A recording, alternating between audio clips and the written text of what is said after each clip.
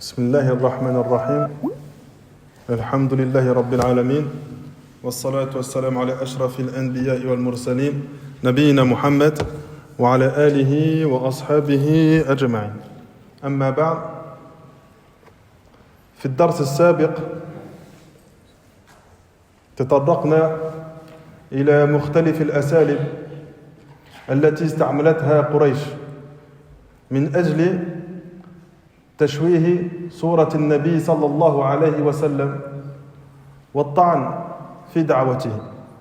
وأما اليوم فسوف نذكر المرحلة الأخيرة التي وصلوا إليها وهي استعمال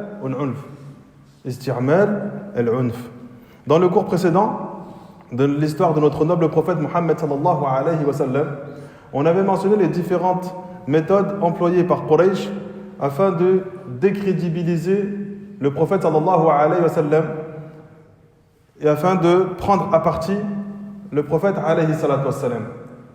Et on a vu que dans leurs différentes méthodes, ce sont des choses qui arrivent encore aujourd'hui, où celui qui est sur la vérité, on le fait passer pour celui qui veut appeler les gens au désordre, veut appeler les gens à la perversion, veut appeler les gens à quelque chose qui est extrêmement mauvaise. Et ceux qui vont combattre cette droiture vont se faire passer, eux, comme étant les personnes qui veulent réformer. Et ça, c'est une notion qui a toujours existé. Lorsque Moussa alayhi salam, il vient avec cette noble révélation, Fir'aun dit à son peuple, وَقَالَ فِرْعَوْنُ ذَرُونِي أَقْتُلْ مُوسَى وَلْيَدْعُ رَبَّهُ. Fir'aun, qu'est-ce qu'il a dit à son peuple? Laissez-moi, je vais aller tuer Moussa. Et qu'il aille invoquer son Seigneur. Ensuite, il a dû donner une explication. Pour quelle raison il veut aller tuer cet homme qui est l'un des plus nobles prophètes envoyés par Allah subhanahu wa ta'ala, l'un des plus nobles messagers.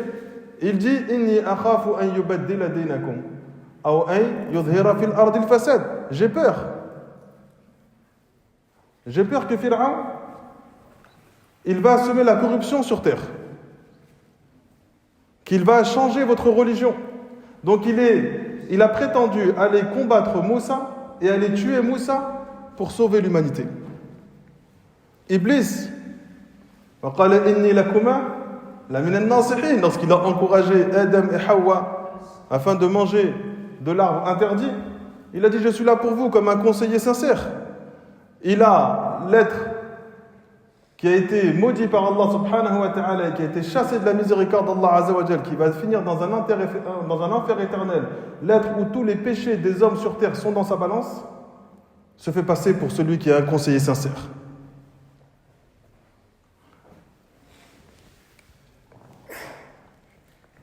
Et donc, les notables de Quraysh, lorsque le prophète est venu avec cette révélation, ils ont agi de la même manière.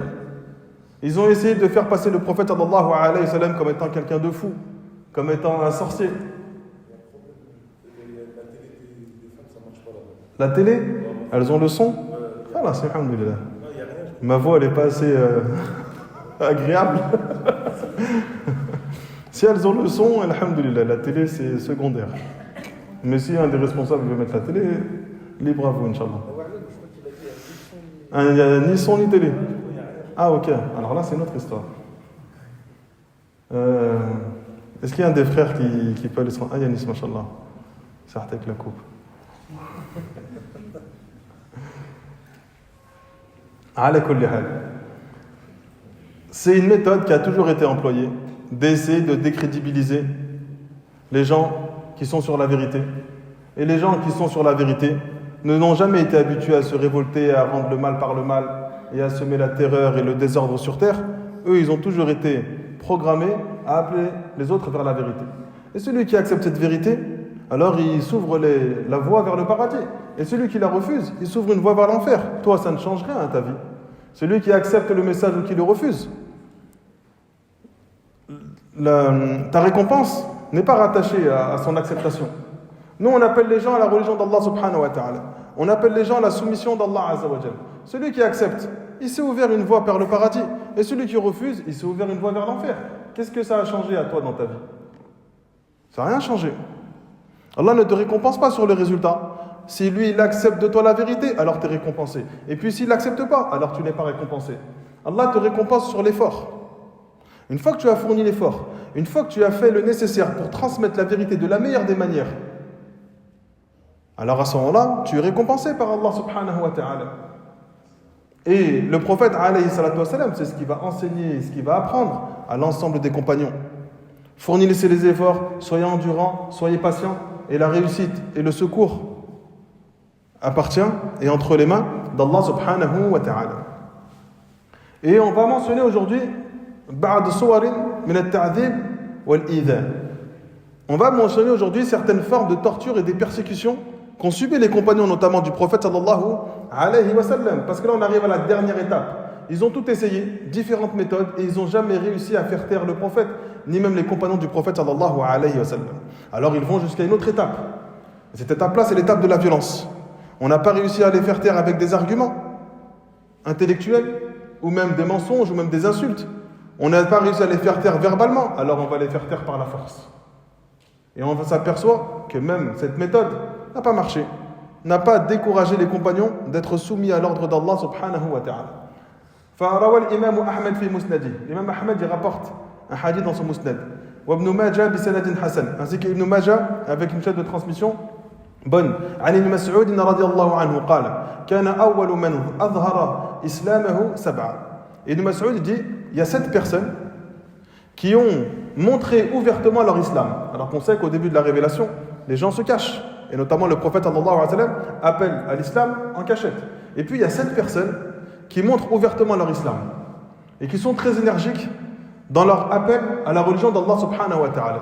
Rasulullah sallallahu alayhi wa sallam, le premier et le meilleur d'entre eux, le messager d'Allah, wa Abu Bakr, wa Ammar, wa Ummuhu Sumayya, donc Ammar ibn Yasar, on va mentionner son récit plus tard, wa Ummuhu Sumayya, wa Suhayb, wa Bilal, wa al-Miqdad. Donc, ce sont 7 personnes qui ont fourni beaucoup d'efforts afin de montrer aux gens la soumission à Allah subhanahu wa ta'ala. Ça ne veut pas dire que les autres étaient négligents, mais ce sont eux les 7 premiers à avoir fourni cet effort. فَأَمَّا رَسُولُ اللَّهِ فَمَنَعَهُ اللَّهُ عَزَّ وَجَلَّ بِعَمِّهِ أَبِي طَالِبٍ. Quant au messager d'Allah, il avait par la volonté d'Allah la protection de son oncle Abu Talib. C'est-à-dire que le prophète montrait ouvertement son islam, ou plutôt montrait ouvertement son prêche, et les gens n'osaient pas s'attaquer au prophète de par le rang que son oncle avait, qui était l'un des rangs des chefs de Mecca et des notables de Mecca et une personne des plus appréciées de Mecca. Quant à Abu Bakr, il était protégé par les membres de sa tribu, les Banu Sa'ida.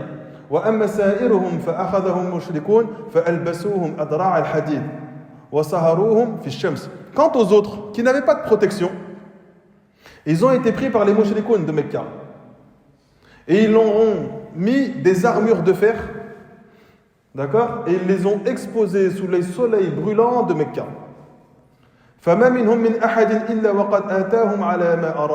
Et chacun d'entre eux a accepté de dire des choses contre le prophète afin qu'on les laisse tranquilles. Illa Bilal, sauf un d'entre eux qui a refusé, qui a toujours refusé, c'était Bilal radiyallahu anhu.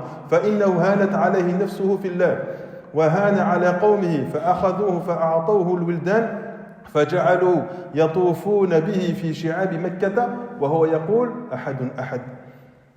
L'âme de Bilal, elle a toujours été déterminée à ne jamais refuser de se soumettre à Allah subhanahu wa ta'ala, même lorsqu'il avait la permission de le faire, parce qu'il était sous la contrainte. Et son âme, il a réussi à agir ainsi, parce qu'elle était devenue tellement insignifiante pour lui, qu'à aucun moment il ne voulait soumettre son âme à ce que eux demandaient. Et Bilal, c'est un ancien esclave. À ce moment-là, il est esclave. Et il est le propriétaire de plusieurs personnes. Il n'a pas qu'un seul maître, ils sont 2 ou 3. Et chacun va le châtier à son tour. Et Bilal, il n'abandonne jamais. Alors il s'empare de lui. Ils vont le livrer aux enfants, afin que les enfants le crachent sur lui, ou le jettent des pierres, ou l'insultent. D'accord ? Et donc tous les enfants de Mecca s'en prennent à Bilal. Ensuite, ils le traînent dans les rues de la Mecque. Et lui, il répète « Ahadun ahad ». L'une des phrases qui va le plus les déranger. Allah l'unique, Allah l'unique. On a également ta'adhib Othman ibn Affan. Othman ibn Affan qui est appelé Dhun Nurayn, celui qui possède les deux lumières. Pourquoi il est appelé ainsi Othman? Parce qu'il a été marié avec deux des filles du prophète. Il est marié avec Ruqayya. Et ensuite, elle décède. Et il se marie avec une autre fille du prophète sallallahu alayhi wa sallam qui est Ummu Kulthum. Et ensuite, elle décède. Et le prophète sallallahu alayhi wa sallam lui dit: si j'avais une autre fille à marier, je te l'aurais mariée. Donc, Othman, il a cette appellation Dhun Nurayn, celui qui possède les deux lumières. C'est l'un des premiers à avoir fait la hijra en Abyssinie avec la fille du prophète, Ruqayya. Il a fui parce que les gens le prenaient à partie. وكان عثمان رضي الله عنه يأخذه عمه الحكم ابن أبي العاص فيوثقه رباطا ويقول له أترغب عن ملة آبائك إلى دين محمد. Son oncle الحكم ابن أبي العاص, il l'a saisi lorsque Othman a annoncé son appartenance à l'islam et sa soumission à Allah subhanahu wa ta'ala. Il l'a saisi et il l'a attaché fermement avec des liens et il lui disait: est-ce que tu vas abandonner la religion de tes ancêtres pour une nouvelle religion qui est la religion du prophète sallallahu alayhi wa sallam et qui est en réalité la plus ancienne des religions, parce que tous les prophètes ont été appelés, ont été envoyés pour se soumettre à Allah subhanahu wa ta'ala. Et bien cette soumission qui a été l'essence même de la création des êtres humains était pour eux une nouvelle religion.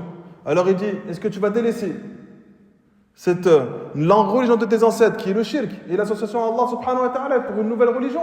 Et cette nouvelle religion, c'est quoi? C'est l'unicité, c'est le fait que tous les cœurs s'unissent et s'orientent vers un seul être.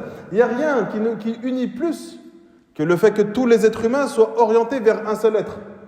Et les gens ont pensé que le prophète, lorsqu'il vient avec l'islam, il est là pour diviser. Avant, ils sont d'apparence unis.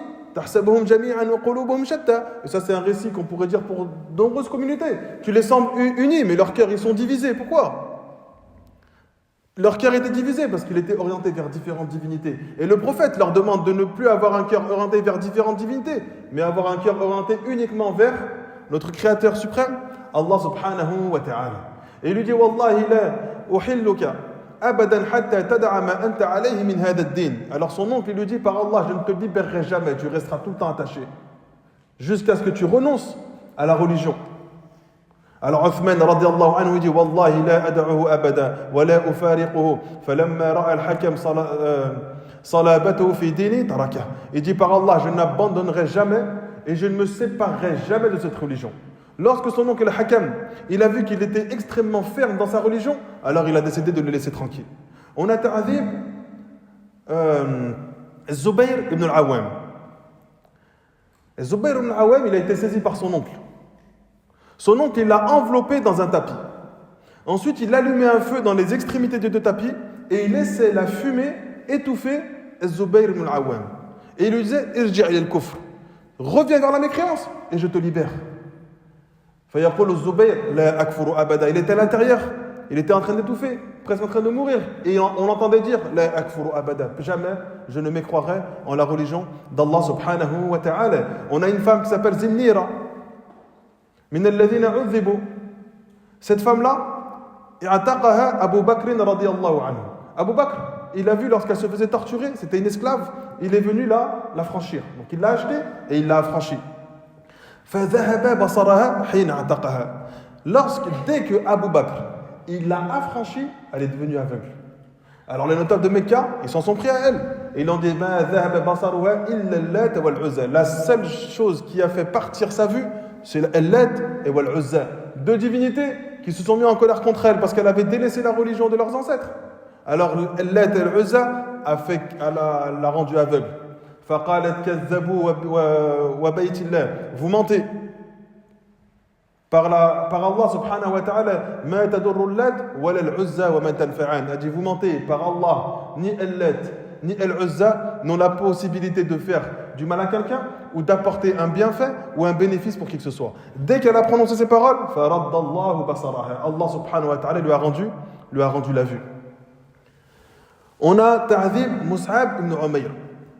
Mus'ab ibn Umayr, comme il a été rapporté de Ibn Sa'd fi tabaqatihi, kana fatan makkiyan shababan jamila. Mus'ab ibn Umayr, il a une particularité. C'était un des jeunes hommes de Mecca connu pour sa grande beauté. وَكَانَ أَبْوَاهُ يُحِبَّانِهِ. Et ses parents, ils avaient un grand amour pour cet enfant. وَكَانَتْ أُمُّهُ مُلِيئَةً كَثِيرَةَ الْمَالِ. Sa mère, elle était connue pour être une femme extrêmement riche. تُكْسِيهِ أَحْسَنَ مَا يَكُونُ مِنَ الثِّيَابِ. Elle l'habillait tout le temps avec le meilleur des habits et elle le parfumait, cet enfant, ce jeune homme, avec les meilleurs des parfums et les parfums les plus chers. فكان رسول الله يذكره ويقول, le prophète عليه الصلاة والسلام, lorsqu'il mentionnait Mus'ab ibn Umayr, il dit ما رأيت بمكة أحدا أحسن لمة ولا أرق حلة ولا أنعم نعمة من مصعب ibn Umayr. Je n'ai jamais vu à la Mecque quelqu'un avec une chevelure plus belle, ni des vêtements plus raffinés, ni une vie plus aisée que celle de Mus'ab ibn Umayr. Et le prophète l'appelle à l'islam.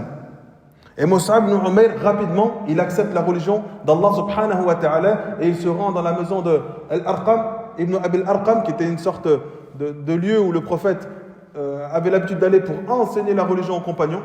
Et il est rentré dans cet endroit-là, il a embrassé l'islam, il a commencé à apprendre la religion avec le prophète sallallahu alayhi wa sallam. Et cela, il le faisait en cachette de sa mère. Et un jour, il y a un homme qui s'appelle Uthman ibn Talha. Uthman ibn Talha, il le voit en train de prier. Parce que dans le début de la révélation, lorsqu'ils étaient amenés à prier, ils allaient dans les vallées de la Mecque et ils priaient dans les vallées de la Mecque à l'abri des regards. Et Uthman ibn Talha, qui revenait de voyage, l'aperçoit. Alors il va donner l'information à sa mère et aux membres de son clan, à sa mère et à sa tribu. Ils l'ont capturé et ils l'ont emprisonné. Et il est resté enfermé de la sorte jusqu'à ce que la première hijra en Abyssinie ait lieu, et il a réussi à se faufiler, à fuir pour partir faire la hijra en Abyssinie.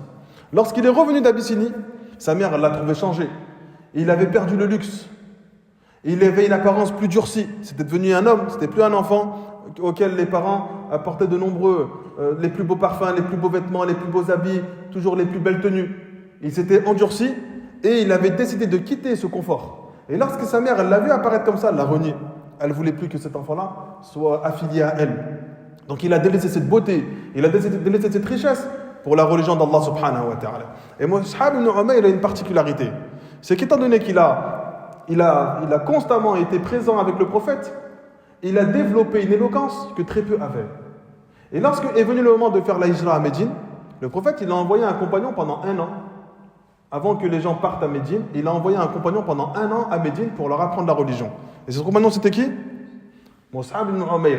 Parce qu'il était connu pour son éloquence, il était connu pour avoir une capacité à s'exprimer avec toute catégorie de personnes et réussir à faire passer un message. Quand il parlait au chef, il avait une facilité à bien s'exprimer. Lorsqu'il parlait aux esclaves, il avait une facilité à faire passer son message. Lorsqu'il parlait aux jeunes, il avait cette capacité. Donc il avait une éloquence telle qu'il pouvait parler à différents types de publics et leur faire accepter la vraie religion d'Allah subhanahu wa ta'ala. Donc il a joué un énorme rôle dans l'acceptation des gens de Médine de l'islam et de leur enseignement de l'islam, que quand les compagnons arrivent et que le prophète arrive, ils sont déjà programmés à accepter le prophète sallallahu alayhi wa sallam de manière plus aisée et plus facile.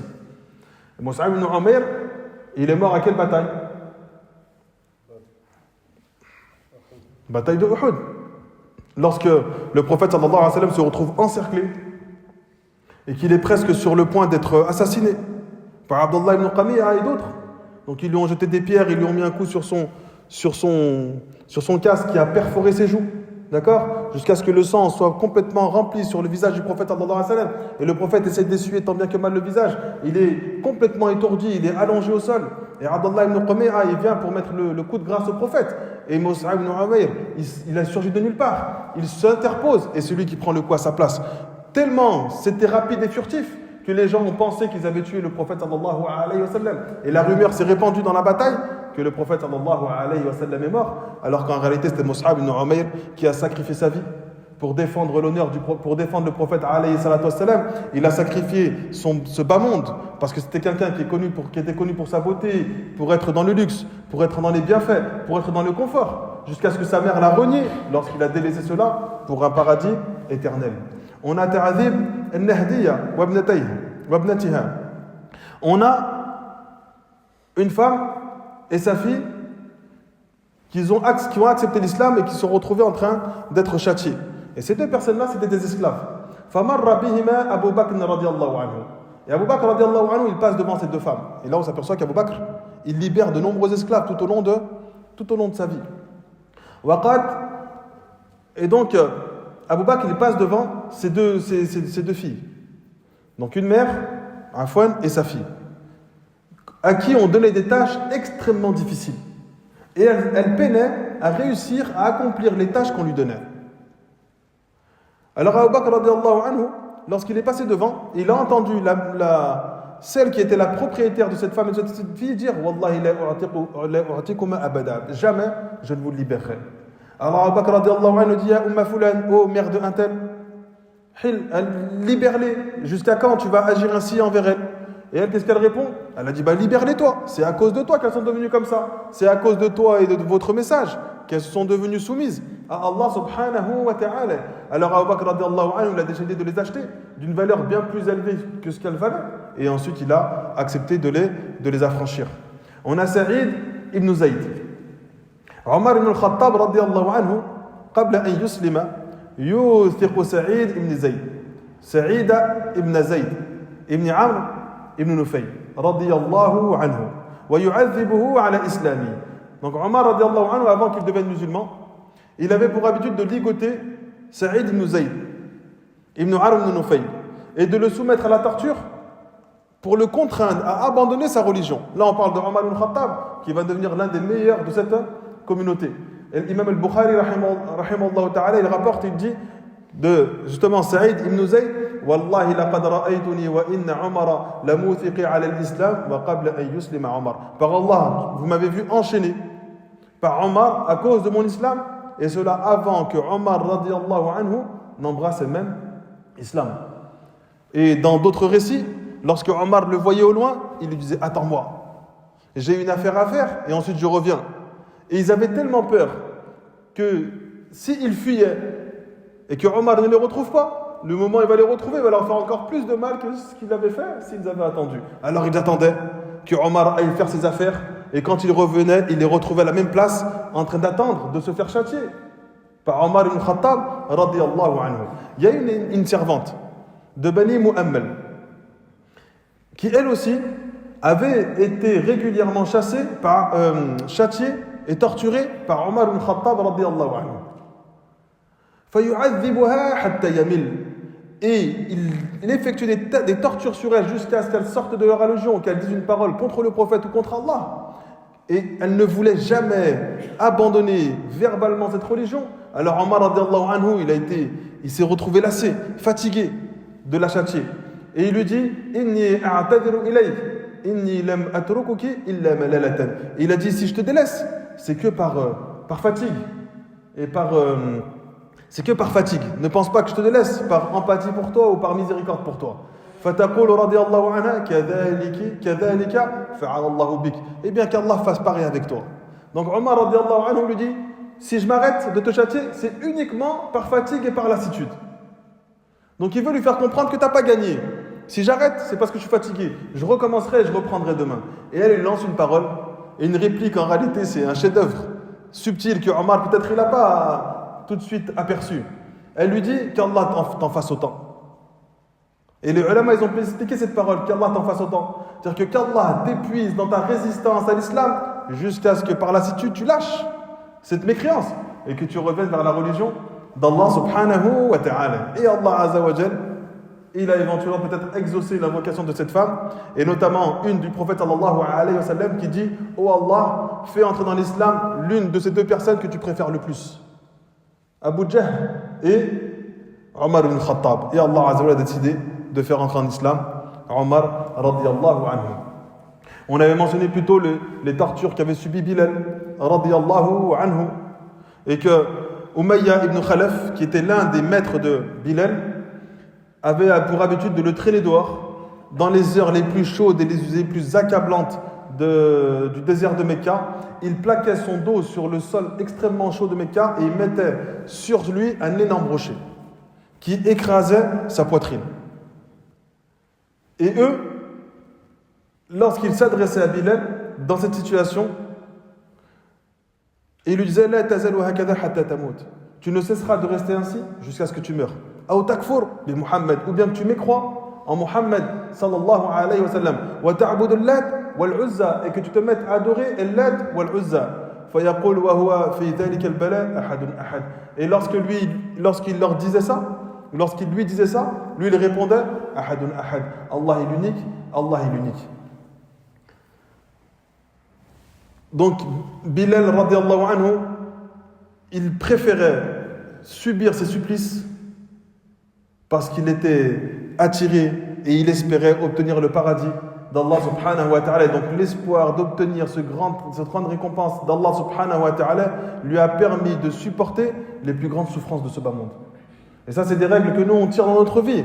Tout ce que les compagnons ont subi sont des choses que nous, on va tirer dans notre vie.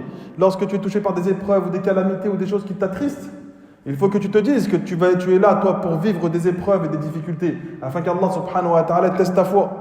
Et cette foi qui va être testée va t'amener parfois à désespérer d'Allah subhanahu wa ta'ala. Et Allah subhanahu wa ta'ala te met en garde contre les désespoirs. Et t'appelle à l'espoir de la récompense ultime, qui est le paradis d'Allah subhanahu wa ta'ala. Tu n'as pas été créé pour obtenir les désirs et les plaisirs de ce bas monde, mais tu as été créé pour obtenir les plaisirs et les délices de l'au-delà. Et ce plaisir et ces délices s'obtiennent que par la soumission et l'adoration exclusive d'Allah subhanahu wa ta'ala. Ensuite, on a Ta'adhibu Ali Yasir, radiyallahu anhu. Le supplice et les tortures de la famille de Yasir. Ceux peut-être qui sont très connus. On a Ammar ibn Yasir, un des compagnons qui s'appelle Ammar ibn Yasir. On a également sa mère, qui s'appelle comment? Soumayya. Et son père qui s'appelle comment? Yasir. من المستضعفين الذين يعذبون بمكة ليرجعوا عن دينهم. Ce faisait partie des gens qui étaient faibles, d'accord, qui n'avaient pas beaucoup de protection et qui ont été châtiés. Et ceux qui s'étaient attelés à les châtier, على رأسهم Abu Jahl. Abu Jahl, il avait pour habitude de les prendre, de les sortir dans la chaleur insupportable de Mecca, d'accord, et de les laisser en plein soleil, sans eau, sans nourriture. Parfois on leur mettait des armures de fer pour que les armures de fer leur brûlent la peau de l'intérieur. Parfois on les allongeait au sol et on leur mettait des gros rochers pour que le sol leur brûle le dos et le rocher les empêche de bouger.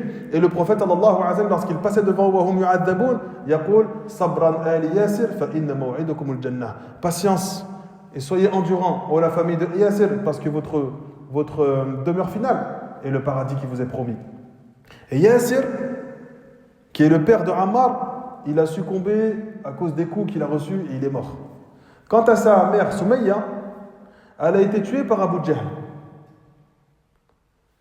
Abu Jahl, il a pris une lance et elle, c'est la première femme martyre qui est morte. D'accord? C'est la première femme martyre. Il a pris une lance et il a pointé la lance sur ses parties intimes jusqu'à transpercer son corps et elle est morte ainsi. Alors Ammar, radiyallahu anhu, lorsqu'il voit son père mourir à la suite des coups qu'il recevait et que sa mère a été transpercée avec cette lance de par Abu Jahl, alors il a dit des paroles contre le prophète sallallahu alayhi wa sallam. Et quand il a prononcé ces paroles, ils l'ont laissé partir. فأتى النبي صلى الله عليه وسلم وهو يبكي. Alors il se précipite vers le prophète et il se met à pleurer abondamment. فجعل رسول الله يمسح عن عينيه. Alors le prophète sallallahu alayhi wa sallam prend Ammar ibn Yasir et commence à essuyer les larmes de son visage. ويقول ما وراك, qu'est-ce que tu as laissé derrière toi? Et le prophète Ammar ibn Yasir a dit قال شر يا رسول الله, j'ai laissé un grand mal, j'ai fait une chose extrêmement nocive, extrêmement mauvaise. ما تركت حتى نلت منك وذكرت آلهة بخير. Il a dit au messager d'Allah, ils ne m'ont laissé partir que lorsque j'ai dit des paroles dures envers toi et que j'ai prononcé des paroles vertueuses. Envers quoi? Envers leur Dieu. Alors le prophète sallallahu alayhi wa sallam nous dit كيف تجد قلبك? Comment tu trouves ton cœur après avoir prononcé ça? قال مطمئنا بالإيمان. Mon cœur, il est parfaitement apaisé avec la foi.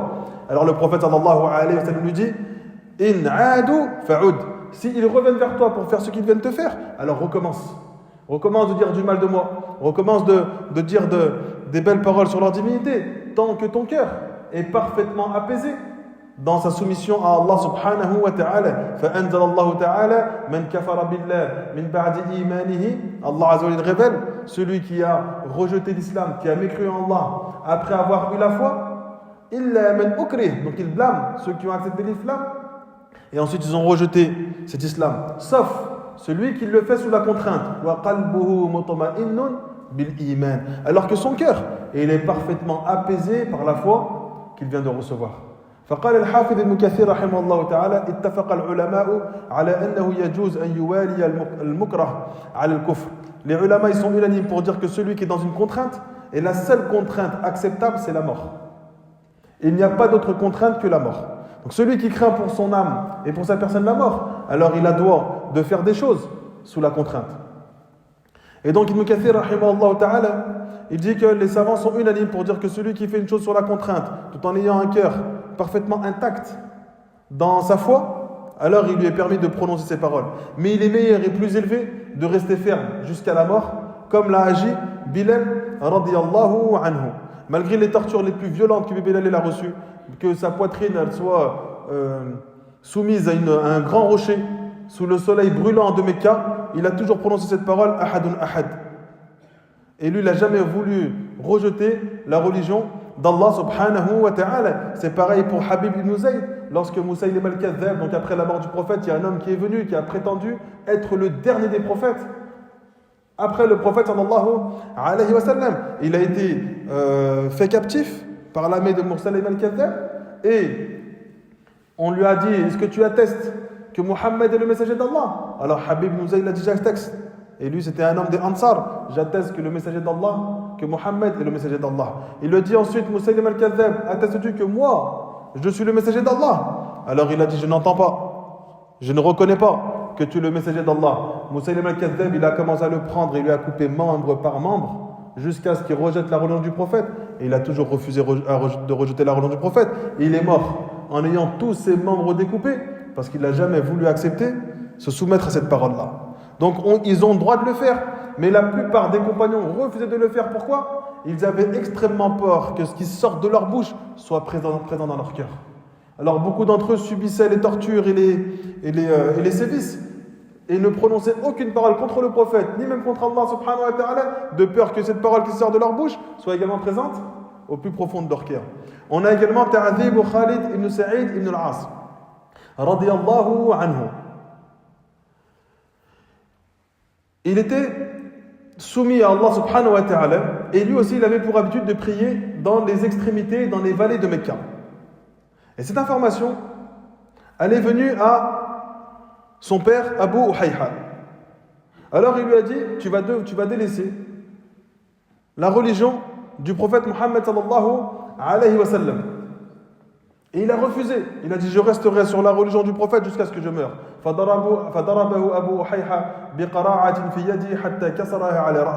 Alors il le frappe avec un bâton jusqu'à ce qu'il fracasse le bâton sur sa tête.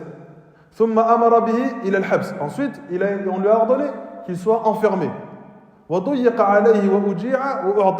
Il a été enfermé, on l'a torturé, on l'a affamé et on l'a assoiffé.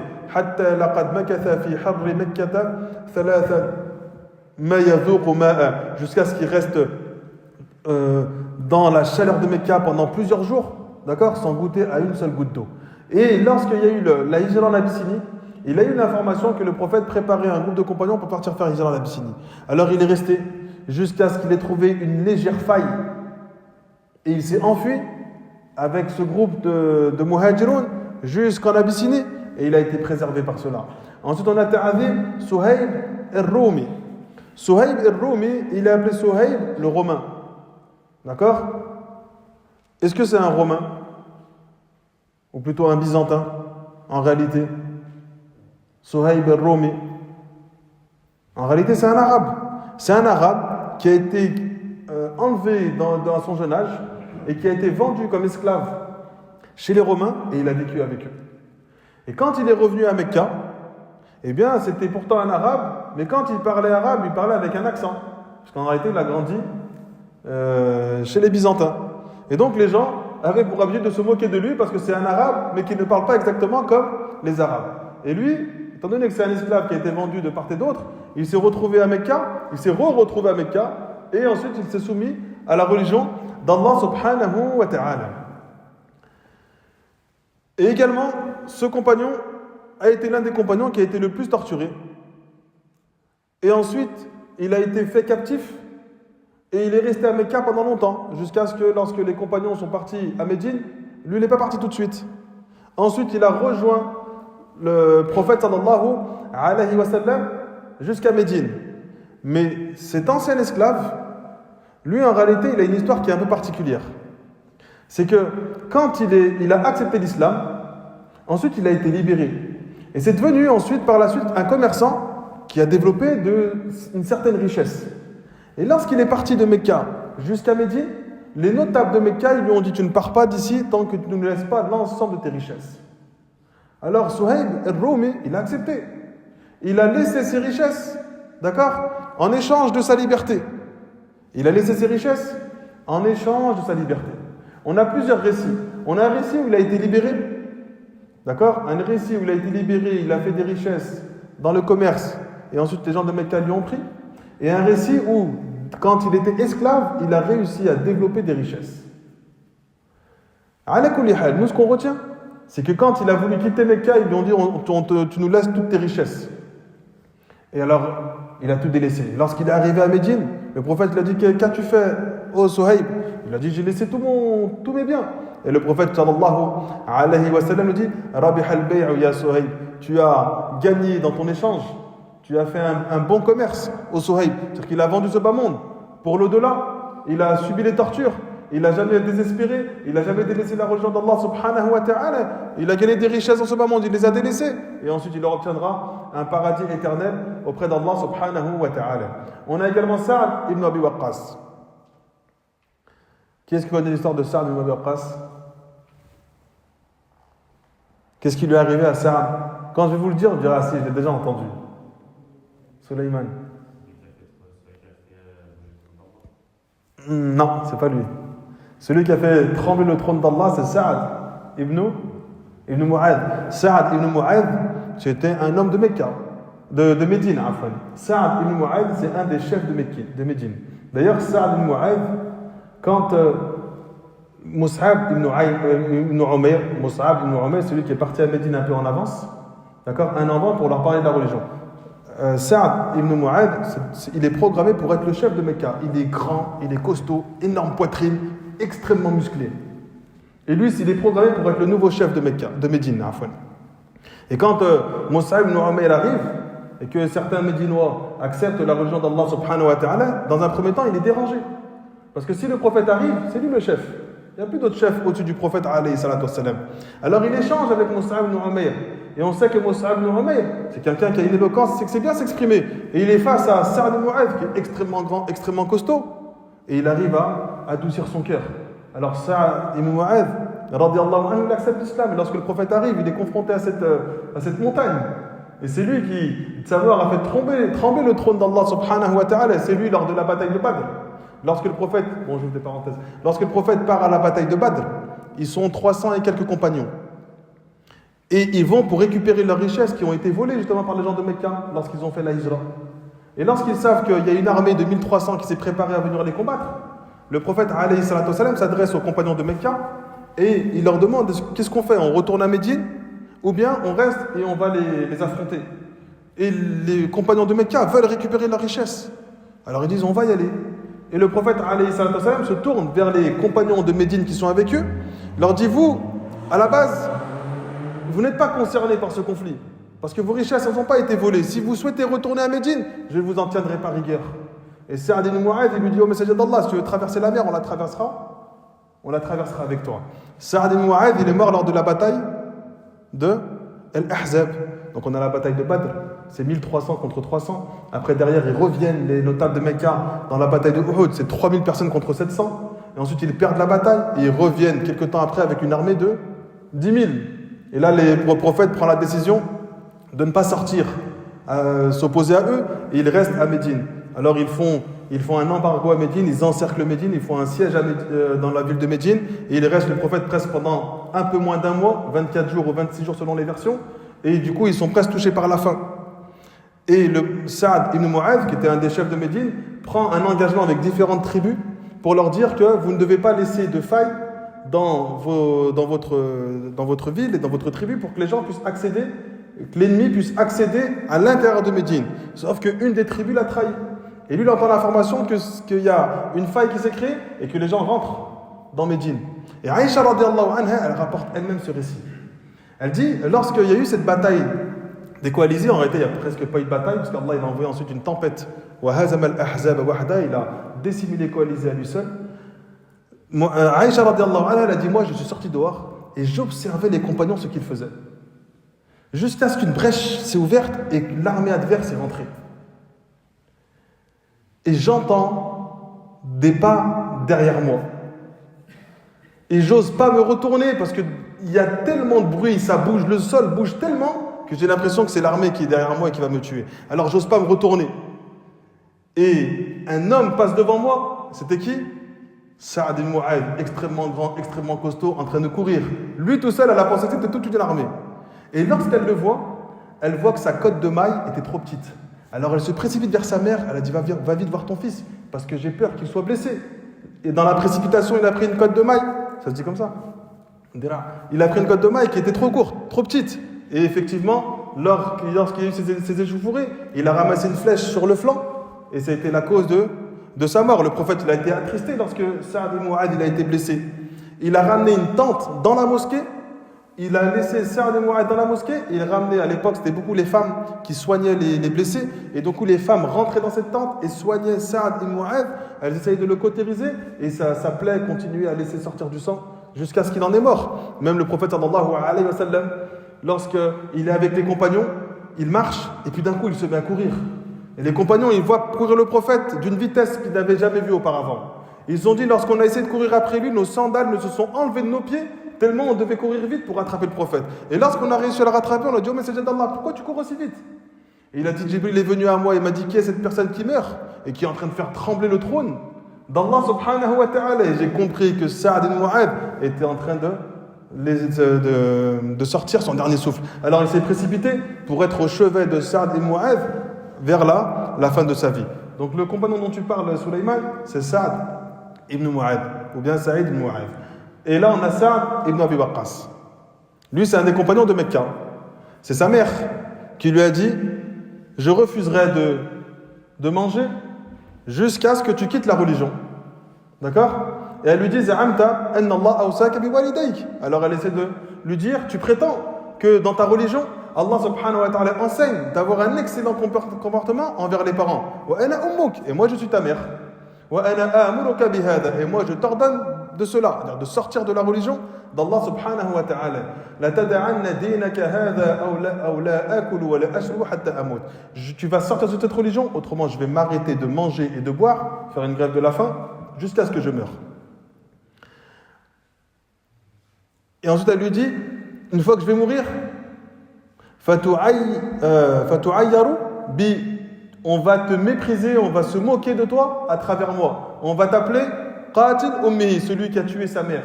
Donc elle essaie de dissuader Sa'd ibn Mu'adh de Sa'd ibn Abi Waqqas de se soumettre à Allah subhanahu wa ta'ala.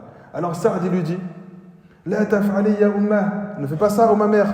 Fa inni la ad'u dini hadha li shay. Je vais jamais délaisser cette religion pour quoi que ce soit. Et elle est restée comme ça pendant 3 jours. 3 jours, sans manger, sans boire.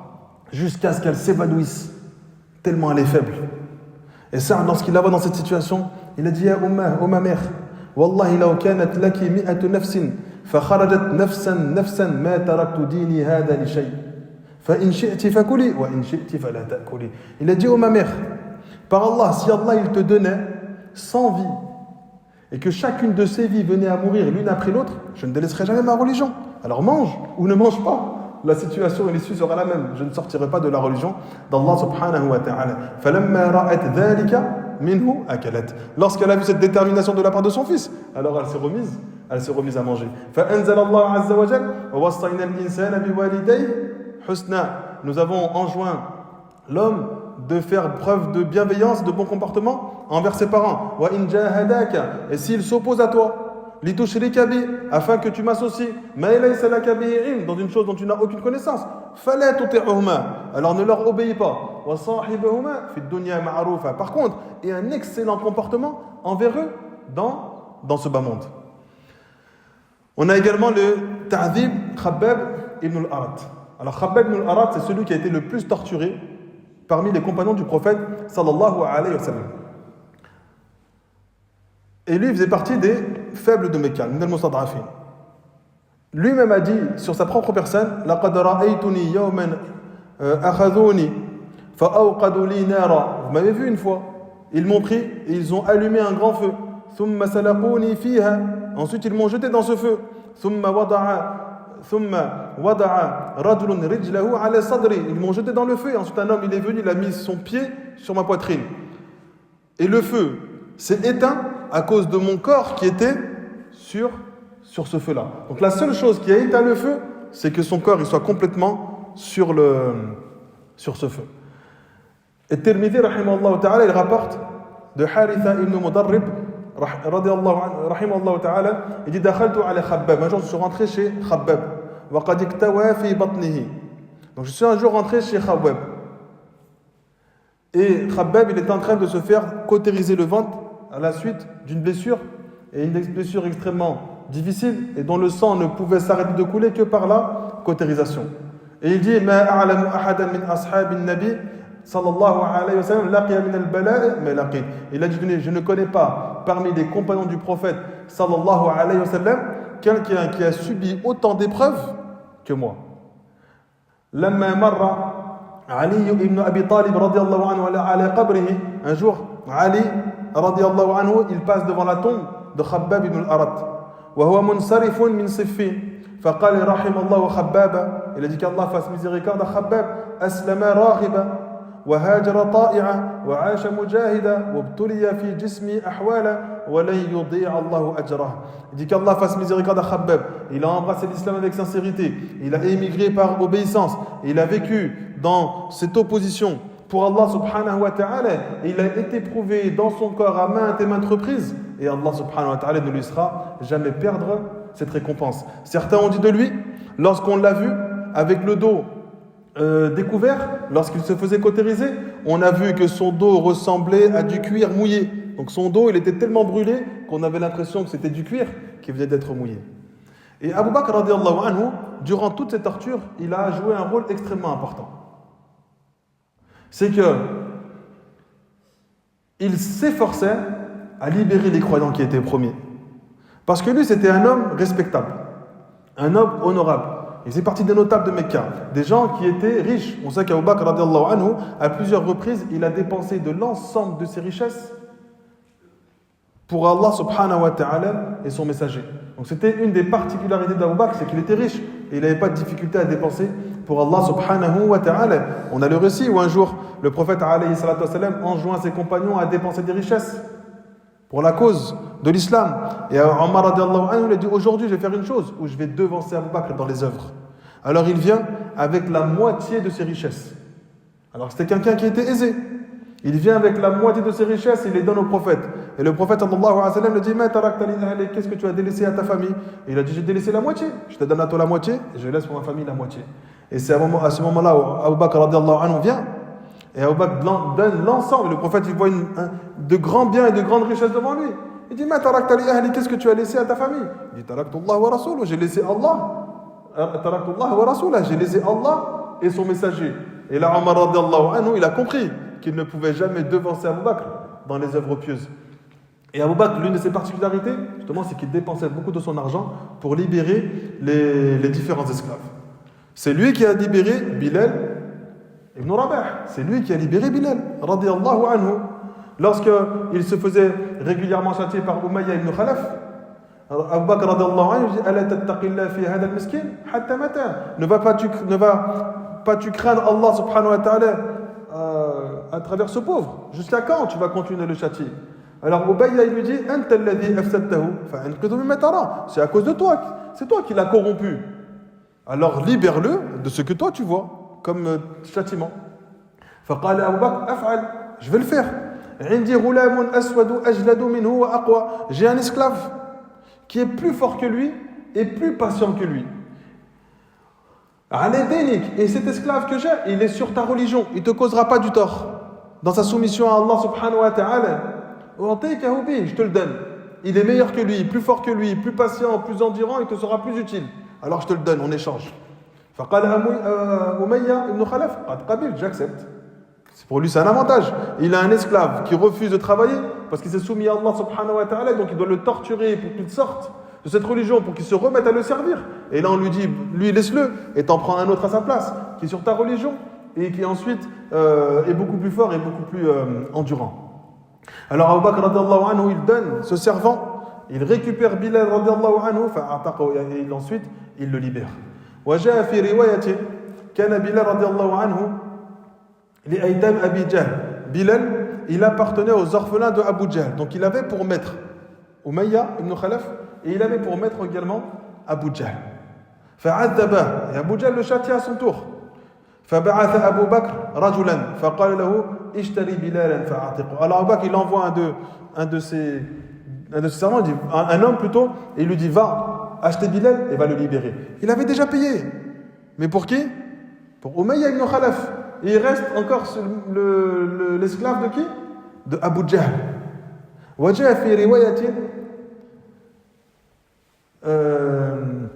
أبي شيبة في مصنفه بسند صحيح عن قيس ابن أبي حازم قال اشترى أبو بكر بلالا ب5 أواق. Abu Bakr radiallahu anhu, il a acheté Bilal d'une valeur de 5 uqayy. D'accord? Et c'est une monnaie, ça équivaut à peu près à 40 dirhams d'argent. On sait qu'à l'époque, le dinar, c'était les pièces d'or, et le dirham, c'est les pièces d'argent. Donc quand il disait dinar, tu sais que c'est des pièces d'or. Quand il disait dirham, tu sais que c'était des pièces d'argent. Donc il le libère. Il l'achète pour 40 dirhams. Ce qui représentait pour 5 awaq. Un uqay, c'est 40 dirhams. Donc en fait, il le libère pour 10 dirhams. Et c'était une monnaie, c'était une valeur extrêmement élevée à leur époque. Et eux, ils disent, ils pensent qu'ils ont réussi à faire un commerce avec Abu Bakr. Abu Bakr s'est retrouvé perdant. Et ils lui disent, Law abayta, il est uqayyatan. La birnaka. Si tu avais accepté ne serait-ce que un uqayya plutôt que 5, on te l'aurait vendu.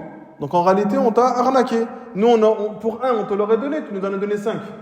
Et Abu Bakr radiallahu anhu leur dit Law abaytum illa mi'ata uqiyatan la akhadhtu. Si vous aviez demandé vous 100, je les aurais donnés. Donc eux, ils ont pensé avoir trompé Abu Bakr. Et Abu Bakr leur dit même si vous avez demandé une valeur bien plus grande, je les aurais payés. Donc ils ont été en colère. Parce qu'en réalité, ils auraient pu demander une valeur bien plus grande pour libérer Bilal radiallahu anhu. الحافظ ابن حجر dit في الفتح ويجمع بين القصتين بأن كل من أمية بن خلف وأبي جهل كان يعذب بلالا ولهما نصيب فيه.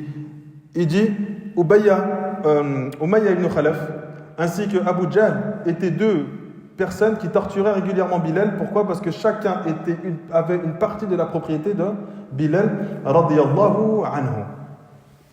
Et Omar radiyallahu anhu il disait Abu Bakr Sayyidina. Abu Bakr c'est notre chef. D'accord? Abu Bakr Sayyiduna. Abu Bakr c'est notre chef. Wa a'taqa Sayyidina. Et il a libéré. Wa a'taqa Sayyidana. Il a libéré notre chef, notre maître.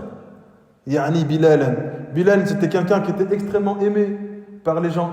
D'ailleurs quand après la conquête de Mecca, le prophète sallallahu alayhi wa sallam, qu'est-ce qu'il a fait? Qu'est-ce qu'il a fait le prophète alayhi salatu wa sallam lorsqu'il est arrivé à Mecca? On sait qu'il arrive avec le visage baissé, en totale humilité. C'est un jour de miséricorde pour les gens. Il prend Bilal et il monte sur la Kaaba avec Bilal. Bilal qui était celui qu'on a essayé de châtier, de torturer, de rabaisser parce que c'était un ancien esclave. Alors il le met au-dessus de la Kaaba pour montrer l'honneur que Bilal représentait. Un jour, pour montrer l'amour que le prophète avait pour Bilal. Bilal était connu pour avoir une voix qui porte. Et une belle voix. Et un jour, le prophète sallallahu alayhi wa sallam, lorsqu'il est à Médine, il est avec ses compagnons et il se questionne. Quelle est la meilleure manière afin d'appeler les gens à la prière? Aujourd'hui, nous, pour appeler les gens à la prière, on a quoi? El-Adhan. Mais El-Adhan, il n'a pas tout été légiféré après l'ordre de la prière. Alors les compagnons, ils discutent entre eux avec le prophète. Certains disent, oh messager d'Allah, viens, on fait sonner des cloches, comme le font les chrétiens. Lorsque vient l'heure de leur adoration, ils font sonner des cloches. Et quand ils entendent des cloches, alors ils viennent, ils se rendent à l'église. Alors viens, on fait la même chose.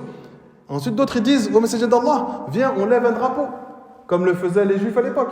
Donc on vient, on met un drapeau, et quand le drapeau est levé, c'est que c'est l'heure de la prière. Et quand le drapeau est baissé, c'est que ce n'est pas l'heure de la prière. Mais le prophète, il n'est pas apaisé par chacune de ces solutions.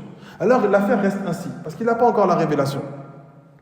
Et puis la nuit passe, et un compagnon du prophète sallallahu alayhi wa sallam fait un rêve. Et dans ce rêve, il voit un homme avec des vaches, et ces vaches, autour du cou, elles ont des grosses cloches. Alors il dit, dans mon rêve, je vais voir cet homme, et je lui dis, vends-moi les cloches. Il lui dit, qu'est-ce que tu vas en faire? Il a dit, le prophète sallallahu alayhi wa sallam cherche une solution pour appeler les gens à la prière, et je veux acheter ces cloches pour lui donner. Alors l'homme lui dit, je vais t'apprendre une chose qui est bien meilleure que celle-ci, que ces cloches-là. Et il lui dit, qu'est-ce que c'est? Alors il lui apprend Al-Adhan, Allahu Akbar, Allahu Akbar. Lorsqu'il se réveille au matin, il se précipite voir le prophète sallallahu alayhi wa sallam. Il a dit au messager d'Allah, j'ai fait un rêve étonnant. Et il lui raconte ce rêve. Et le prophète sallallahu alayhi wa sallam est heureux. Parce qu'il comprend que c'est la manière dont ils vont devoir agir pour appeler les gens à la prière.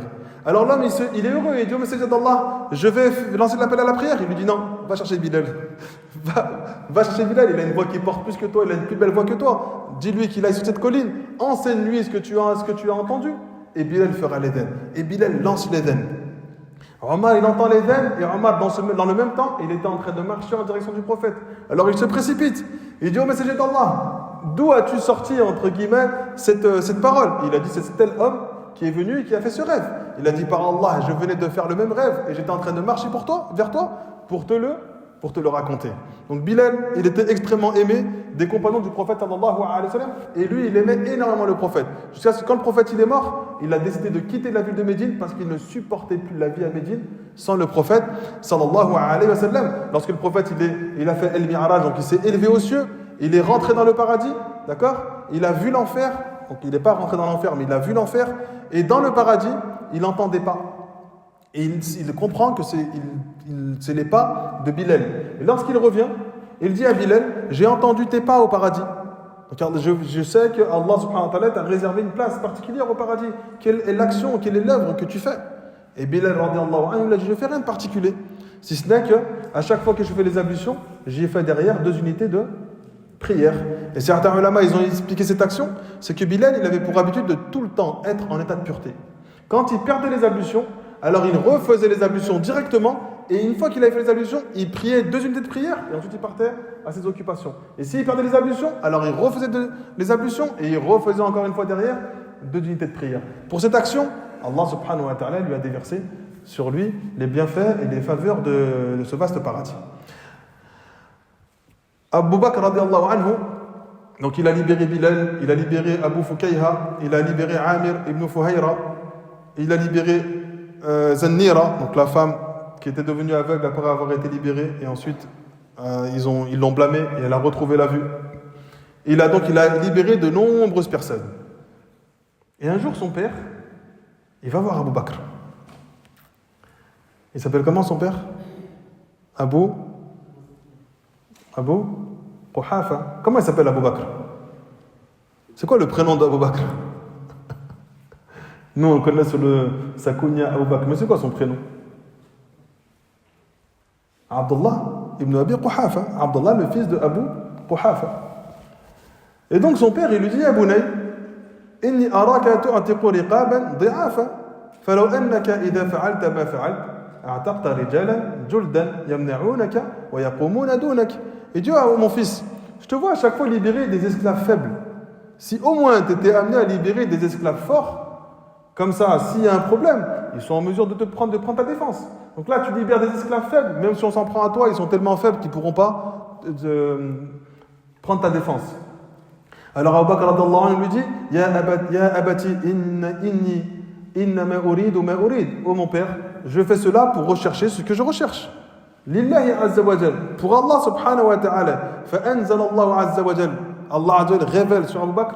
Fa amma man a'ta wattaqa. Quant à celui qui donne et craint Allah. Wa saddaqa bil husna, et croit en la plus belle des récompenses, la plus belle des paroles. Al husna ici, c'est quoi? Il a rendu véridique. La plus belle des choses, c'est la parole La ilaha illallah. Fasanuyassiruhu lil yusra, nous lui faciliterons la vie de bonheur. Wa amma man bakhila wastaghna, quant à celui qui est avare et qui se croit suffisant, wa kadhaba bil husna, et qui a mécru en cette belle parole qui est la ilaha illallah, fasanuyassiruhu lil usra, wa ma yughni anhu maluhu idha taradda. Cette richesse ne lui suffira à rien lorsqu'il tombera dans l'abîme de l'enfer. Inna alayna lal huda, c'est à nous qu'appartient la guider. Wa inna lana lal akhirata wal ula, c'est nous qui possédons l'au-delà comme c'est nous qui possédons le bas monde. Fa anzartukum naran taladha, je vous ai averti d'un feu ardent. La yaslaha illa al-ashqa, seuls les plus misérables brûleront dans ce feu. Wa ma li ahadin 'indahu min ni'matin tujza. D'accord?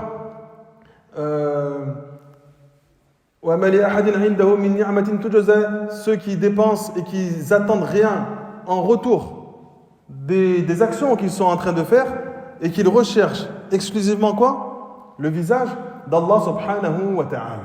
Ibn Kathir rahimahullah ta'ala, il dit que ces versets ont été révélés sur Abu Bakr radiyallahu anhu. Et Allah subhanahu wa ta'ala dit particulièrement les versets alladhi yu'ti malahu yatazakka, celui qui dépense de ses biens pour se purifier. Wa ma li ahadin 'indahu min ni'matin tujza, il ne recherche aucune récompense de la part des gens pour l'œuvre qu'il est en train de effectuer. La seule chose qu'il recherche, c'est la satisfaction et la récompense d'Allah subhanahu wa ta'ala. Et Abu Bakr, il était connu pour sa grande générosité et sa bonne moralité, jusqu'au point où les notables de Mecca avaient un énorme respect pour Abu Bakr. Le jour de Thaqif, le jour du sulh de l'Hudaybiyah, donc il y a eu un pacte de non-agression qui a été établi entre le prophète sallallahu alayhi wa sallam et les notables de Mecca. Abu Bakr radiyallahu anhu, il a parlé avec un homme.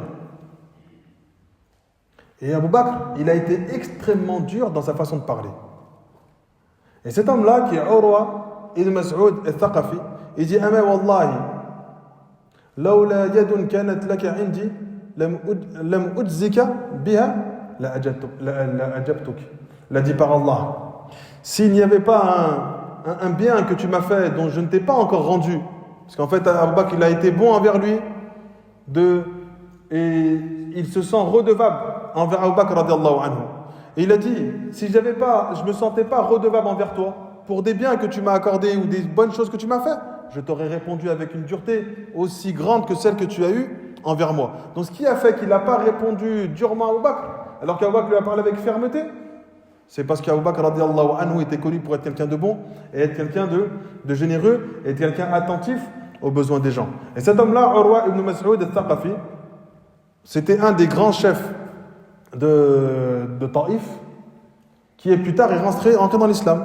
Et il fait partie de ceux, lorsque les mushrikoun ils ont dit: وَقَالُوا لَوْلَا نُزِّلَ هَذَا الْقُرْآنَ عَلَى رَجُلٍ مِنَ الْقَرْيَتَيْنِ عَظِيمٍ. Si seulement ce Coran il a été révélé à deux grands chefs des deux grandes tribus. Donc en parlant d'un grand chef de Mecca qui est Al-Walid ibn al-Mughira, qui est le père de Khalid ibn al-Walid, et un des grands chefs de Taïf, d'accord, qui est Urwa. Et donc eux, ils ont prétendu que si seulement le Coran était descendu sur un d'eux, c'était plus facile pour accepter, plutôt qu'il descende sur le prophète sallallahu alayhi wa sallam, alors que le prophète était bien plus aimé que n'importe qui, et il avait des comportements bien plus honorables que n'importe qui. C'était une simple excuse pour refuser de suivre le prophète sallallahu alayhi wa sallam.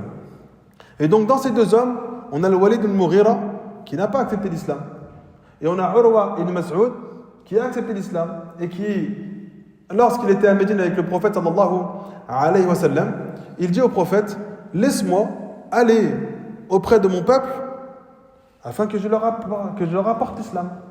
Et le prophète sallallahu alayhi wa sallam dit: inni akhafu an yaqtuluk, j'ai peur qu'ils te tuent. Et il a dit: laisse-moi, je vais leur parler de l'islam. Fakharaj ila qawmihi yad'uhum ila l'islam faqataluhu radiyallahu anhu. Il est parti les voir pour leur parler de l'islam et ils l'ont tué. Radiyallahu anhu. La région de Taïf, c'est une région qui n'est pas très loin de Mecca. On sait que le prophète, lorsque son oncle Abu Talib est décédé, il est parti à Taïf pour rechercher une protection. Son oncle ne pouvait plus le protéger parce qu'il était mort. Donc les gens commençaient à manigancer l'assassinat du prophète. Et donc il part à Taïf pour essayer de rechercher une protection. Et quand il arrive à Taïf, tout le monde le rejette. Donc il entre dans la ville, il les appelle à l'islam, ils se mettent à l'insulter, ils font une haie de déshonneur. Et puis lorsque le prophète sort, les enfants, les esclaves et ceux qui étaient déficients mentaux lui jettent des pierres et insultent le prophète sallallahu alayhi wa sallam jusqu'à ce que une de ses dents se casse. Ensuite il va auprès d'un arbre, Jibril vient à lui et il dit oh Mohammed, l'ange des montagnes, c'est la première fois qu'il vient sur terre. Si il te demande que Allah subhanahu wa ta'ala, il te dit qu'Allah azza wa jal te permet aujourd'hui de mettre que cet ange soit à ton service. Et l'ange lui dit, si tu veux que j'écrase ces deux montagnes sur cette ville de Taïf, je le fais. Et le prophète sallallahu alayhi wa sallam lui dit quoi? Allahumma farfir li qawmi fa innahum la ya'lamun. Oh Allah, pardonne à mon peuple, car ils ne savent pas. Peut-être sortira d'eux une descendance qui adorera Allah subhanahu wa ta'ala, seul et unique. Et bien de Taïf est descendu de grands hommes qui ont adoré seul et unique Allah subhanahu wa ta'ala, qui est devenu un endroit dans lequel le tawhid s'est propagé, s'est répandu grâce à l'invocation de notre noble prophète Muhammad sallallahu alayhi wa sallam. Il est hona. سبحانك اللهم وبحمدك لا إله إلا أنت أستغفرك وأتوب إليك وبارك الله فيكم.